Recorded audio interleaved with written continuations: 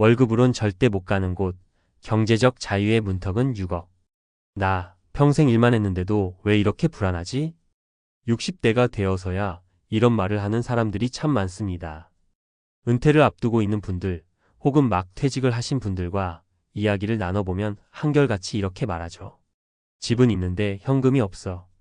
연금으로는 택도 없어요. 내가 진짜 은퇴한 건지 빈털터리로 버려진 건지 모르겠어요. 그렇습니다. 우리가 말하는 경제적 자유는 단순히 돈이 많은 상태가 아닙니다. 하고 싶은 일을 선택할 수 있는 자유, 하기 싫은 일을 안 해도 되는 여유. 그게 바로 진짜 자유죠. 그런데 이 자유 생각보다 비쌉니다. 최소 6억 원. 이 정도는 있어야 경제적 자유라는 문턱 앞에 서볼 수 있습니다. 에이 6억이요? 너무 과한 거 아닌가요? 라고 생각할 수도 있지만 지금부터 그 이유를 풀어보겠습니다. 왜 6억인가? 숫자에 숨겨진 진짜 의미. 은퇴 이후 최소한의 생활을 유지하면서도 경제적 불안을 느끼지 않으려면 얼마나 필요할까요? 먼저 은퇴 이후 30년을 살아간다고 가정합시다.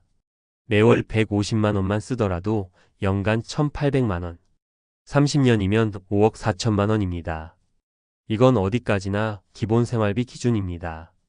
병원비, 자녀 지원, 예기치 못한 사고까지 포함하면 6억은 순식간에 필요해집니다. 게다가 우리가 은퇴 후에 일하지 않고도 유지되는 돈이 필요하잖아요. 월세 수입이든 배당금이든 금융자산에서 나오는 이자든 그 자산 규모가 최소 6억은 돼야 매달 15만 200만 원의 현금 흐름을 만들 수 있습니다. 사례 1 58세 박 부장, 월급만 믿다가 뒤늦게 깨달은 현실. 박 부장은 대기업에서 30년 넘게 일한 성실한 직장인이었습니다. 월급은 남부럽지 않았죠. 하지만 퇴직금과 국민연금만 믿고 별다른 자산 관리는 하지 않았습니다. 결과요? 퇴직하고 1년 후 생활비가 감당이 안 됩니다. 연금 개시까지는 3년이나 남았고 퇴직금은 이미 반 이상 썼습니다. 결국 작은 편의점 아르바이트를 시작했어요. 다시 젊은 애들 밑에서 일하니 자존심이 상하더라고요. 그의 말이 참 씁쓸했습니다. 사례 이 62세 김 여사, 30년 전 시작한 작은 투자로 여유로운 은퇴. 반면 김 여사는 사정이 다릅니다. 30대부터 조금씩 펀드, 주식, 부동산 임대 수익에 관심을 가졌고 꾸준히 자산을 늘려왔습니다. 은퇴할 때 보유 자산은 약 7억. 그중 4억은 안정적인 배당형 자산에 1억은 비상금으로 나머지는 임대사업에 활용 중입니다. 현재는 매달 200만 원 이상의 현금 흐름이 생기고 생활비는 150만 원 정도로 충분하죠. 하고 싶은 일만 해요. 요즘은 그림 배우는데 재미 붙였어요. 그 여유로운 웃음이 부럽기만 했습니다. 사례 3 55세 최 과장, 자녀 교육비로 다 써버린 후 빈손. 최 과장은 자녀 둘을 모두 외국 유학까지 보냈습니다. 아이들은 잘 자랐지만 본인은 은퇴를 5년 앞두고도 통장 잔고는 0. 나중에 아이들이 잘 되면 나를 도와주겠지라는 희망도 있었습니다. 하지만 아이들도 각자 살기 바쁩니다. 최근엔 지인과 함께 소형 트럭을 몰며 채소 배달을 하고 있습니다. 체력도 딸리는데 어쩔 수 없어요.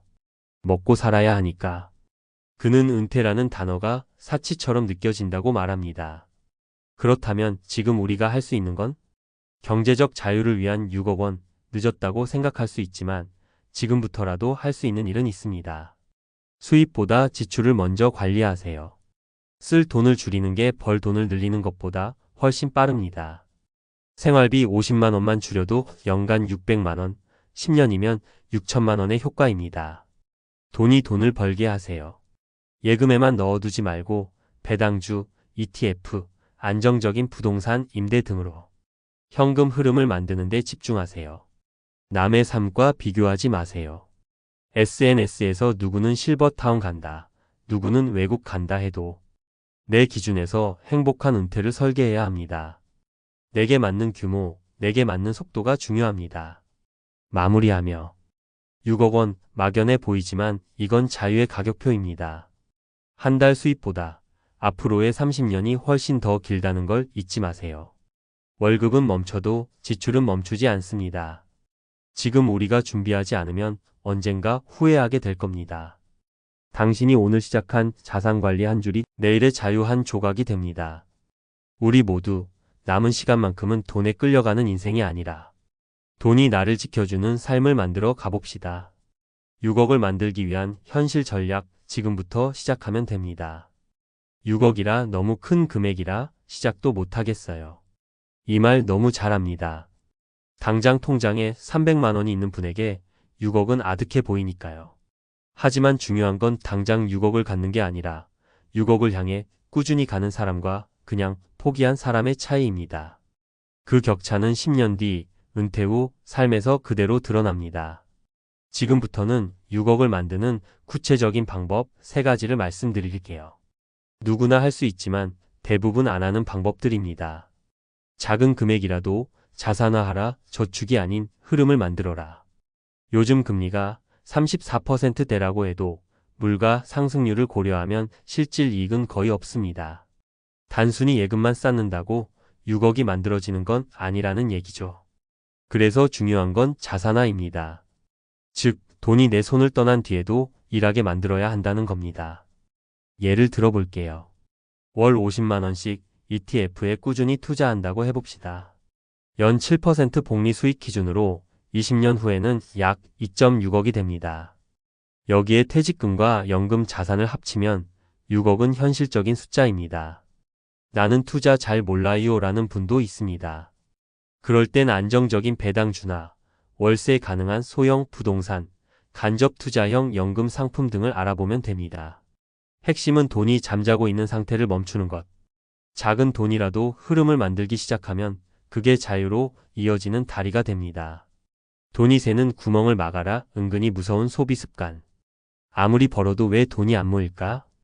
답은 늘 지출에 있습니다. 특히 5060대가 흔히 빠지는 소비 함정이 있어요. 자녀에게 끊임없이 퍼주기, 과도한 자동차 유지비, 과시성 소비 브랜드 옷, 고급 외식 등 사용하지 않는 정기 구독들, 이번 달만이라는 자기 합리화 소비. 이런 것들이 매달 30만 50만 원씩 새고 있다면 연간 600만 원, 10년이면 6천만 원 이상을 잃는 셈입니다.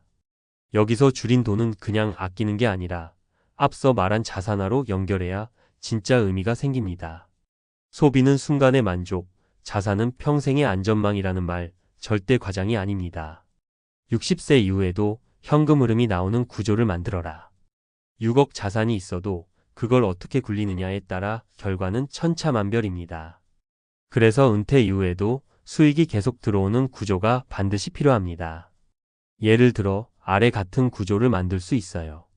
소형 임대 부동산 월세 70만 100만 원, 배당 ETF 투자 월 50만 원, 유튜브, 블로그 등 1인 콘텐츠 수익 월 30만 원, 파트타임 또는 프리랜서 소득 월 50만 원. 이렇게만 해도 매월 200만 원의 생활비가 나옵니다. 필수 지출을 커버하고도 남는 수준이죠. 즉, 경제적 자유란 일을 안 해도 되는 상태가 아니라 이를 선택할 수 있는 구조를 말합니다. 내 삶을 지키는 건 결국 내 손에 달려 있다. 많은 사람들이 은퇴를 앞두고 이렇게 말합니다. 나라가 해줘야지, 연금이 해결해주겠지, 자식들이 뭔가 해주겠지. 하지만 이제 그런 시대는 지났습니다. 자식도 국가도 우리 노후를 책임져 주지 않습니다. 내가 준비한 만큼만 자유롭고 내가 계획한 만큼만 편안할 수 있습니다. 경제적 자유의 문턱은 6억이라는 말은 그냥 숫자가 아닙니다. 그건 막연한 미래를 지금부터 내 손으로 설계하라는 강력한 메시지입니다. 마무리하며 아직 늦지 않았다. 혹시 이런 생각 들지 않으세요? 내 나이에 6억이 가능할까? 지금 시작해도 늦지 않았을까? 하지만 진실은 이렇습니다. 늦었다고 생각되는 지금이 가장 빠른 순간입니다. 1년만 더 늦추면 기회는 반토막 납니다. 지금부터라도 지출을 줄이고 자산을 만들고 흐름을 설계하면 5년 뒤, 10년 뒤는 지금과 완전히 다른 삶이 기다릴 수 있습니다. 그리고 꼭 6억이 안 되더라도 그 6억을 향한 준비가 곧 당신의 삶을 바꾸는 출발점이 됩니다. 당신의 경제적 자유는 누구도 대신 준비해주지 않습니다. 하지만 지금 바로 당신 손으로 시작할 수는 있습니다.